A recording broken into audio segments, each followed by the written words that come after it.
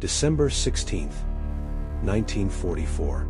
A fog so thick, you can't see 10 paces ahead, has settled over a quiet stretch of forest on the Belgian-German border.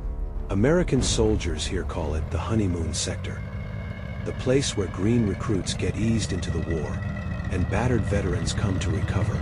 British codebreakers had picked up signs that something was wrong. Large numbers of German troops and equipment were massing nearby, but Allied commanders waved it away. Hitler's plan was audacious.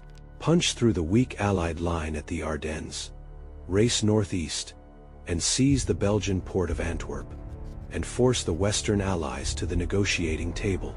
He had one more card to play: the weather.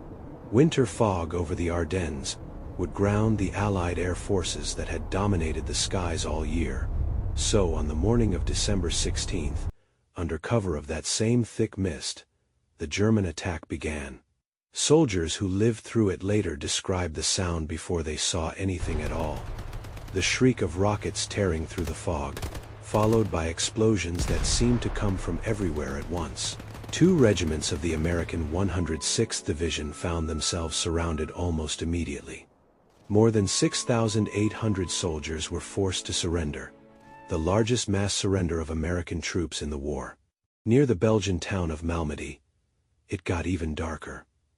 84 captured American soldiers were executed by Waffen SS troops, the largest single massacre of American prisoners in the entire war.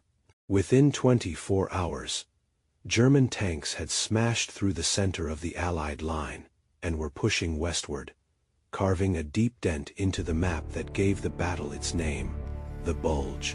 For a moment, it looked like Hitler's gamble was paying off. But if the Germans expected the Americans to break and run, they were about to learn otherwise. What the American army lacked in numbers, it made up for in something the rigid German command structure struggled to match: the ability to improvise. At St.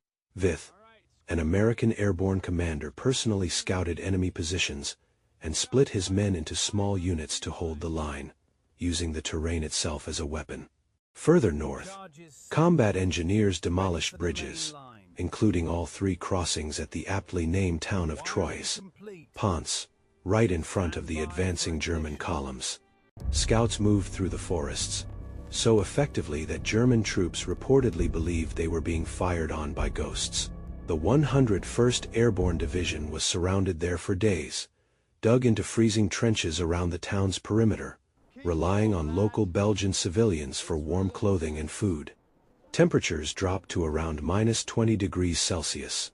With the situation looking desperate, the German commander outside Bastogne sent an official demand for surrender. The American commander sent back one of the most famous replies in military history: a single word: nuts.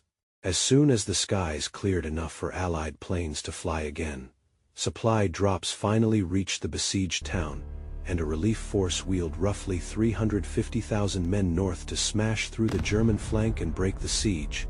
Hitler's last great gamble in the West had failed. But victory came at a brutal cost.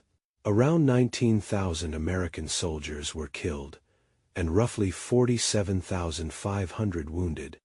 On the German side, historians estimate more than 100,000 soldiers were killed, wounded, or went missing. The Battle of the Bulge is remembered as Germany's final major offensive of the war in the West, and as one of the costliest battles the United States Army ever fought. It's a story of ordinary soldiers, surrounded, outnumbered, and freezing, who simply refused to give the ground back. And in the frozen forests of the Ardennes, that determination helped bring the Second World War one step closer to its end. If you enjoy true stories of courage, strategy, and survival from history's greatest battles, subscribe for more. I'll see you in the next video.